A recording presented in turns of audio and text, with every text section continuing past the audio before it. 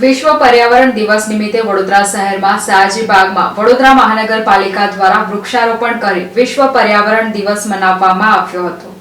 વડોદરા શહેરમાં સયાજી બાગમાં વિશ્વ પર્યાવરણ દિવસ નિમિત્તે વડોદરા મહાનગરપાલિકા દ્વારા વૃક્ષારોપણ કરી વિશ્વ પર્યાવરણ દિવસની ઉજવણી કરવામાં આવી હતી, જેમાં ખાસ ઉપસ્થિતિમાં ગુજરાત રાજ્ય મુખ્ય દંડક બાલકૃષ્ણ શુક્લ તથા મેયર પિંકીબેન સોની, સ્થાયી સમિતિ અધ્યક્ષ ડોક્ટર શીતલ મિસ્ત્રી, કમિશનર દિલીપ રાણા તથા સાંસદ ડોક્ટર હેમાંગ જોશી, સયાજીગંજ વિધાનસભાના ધારાસભ્ય કેયુર રોકડિયા, ડેપ્યુટી અર્પિતા સાગર તથા કાઉન્સિલરો અને હોદ્દેદારોની ઉપસ્થિતિમાં વિશ્વ પર્યાવરણ દિવસની ઉજવણી કરવામાં આવી હતી। આજે પર્યાવરણનો દિવસ છે, વૃક્ષારોપણ કર્યું છે। આજે વિશ્વ પર્યાવરણ દિવસ છે।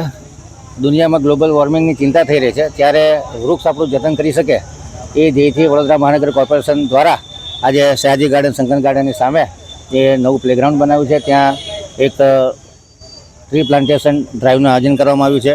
આજના કાર્યક્રમમાં ઉપસ્થિત એવા ગુજરાત સરકારના દંડક શ્રી બાળુભાઈ શુક્લાજી, મેયર માનનીય શ્રીમતી પિંકીબેન સોની, ધારાસભ્ય કેયુરભાઈ રોકડિયા, સાંસદ હેમાંગભાઈ જોશી તથા સર્વે કાઉન્સિલર, અધિકારી મિત્રો એ ભેગા થઈ અને આજે આ ટ્રી પ્લાન્ટેશનનું આયોજન કર્યું છે। બુદ્ધા બાંબુ લગભગ 50 કરતાં વધુ વાવી અને એક બાયોફેન્સિંગ કે આ ઝાડ 12 ફૂટ જેટલા ઉગતા હોય છે, ખૂબ સુંદર દેખાતા હોય છે।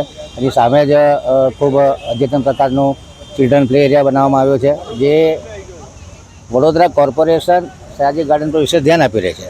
વિશ્વ પર્યાવરણ દિવસ નિમિત્તે વડોદરાના અલગ અલગ એરિયા, ખાસ કરીને ગોત્રી ગાર્ડનના પાર્કમાં, કમલાનગર પાર્કમાં, મહાવીર 4 રસ્તા પાસે પ્લાન્ટેશન કરી અને પ્લાન્ટેશન ડ્રાઈવની શરૂઆત કરવામાં આવી છે। આવનારા સમયમાં ચોમાસું બેસનાર છે, ત્યારે વરસાદની સિઝનમાં પ્લાન્ટનો સર્વાઈવલ રેટ સારો હોય છે। આથી આપના માધ્યમથી તમામ નાગરિકો, તમામ એનજીઓને અપીલ કરું છું કે વડોદરા શહેર પાસે ઘણા બધા ગ્રીન બેલ્ટ છે, ઘણા બધા ગાર્ડન ડેવલપિંગ થઈ રહ્યા છે, 100 કરતાં વધુ ગાર્ડનોના ડેવલપમેન્ટ ચાલી રહ્યા છે। તો આવો આપણે સૌ ભેગા થઈ અને વૃક્ષો વાવીએ અને વડોદરાને વધુ ગ્રીન બનાવીએ। આજે વડોદરાની ધરતીમાં 17.2% જેટલા એરિયા પર વૃક્ષો છે।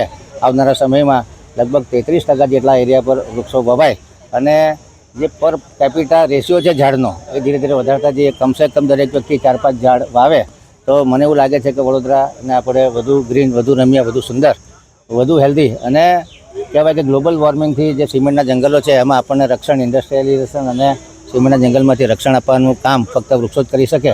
અને આ ઇમ્પોર્ટન્સ જાણી અને વાતાવરણમાંથી કાર્બન ડાયોક્સાઇડનું પ્રમાણ ઘટે, ઓક્સિજનનું પ્રમાણ વધે, વધુ સુંદર લાગે, વધુ રીડામણું લાગે અને વડોદરા શહેરની બાયોડાયવર્સિટી, ફ્લોરા અને ફોના મેન્ટેન થાય, વડોદરાની સાંસ્કૃતિક નગરીની વિરાસત મેન્ટેન થાય, એ દિશામાં આપણે સૌ નાગરિકો આજના દિવસે સંકલ્પબદ્ધ થઈએ અને વડોદરાને વધુ સુંદર બનાવવા માટે આપણે સૌ પ્રયત્નશીલ બનીએ।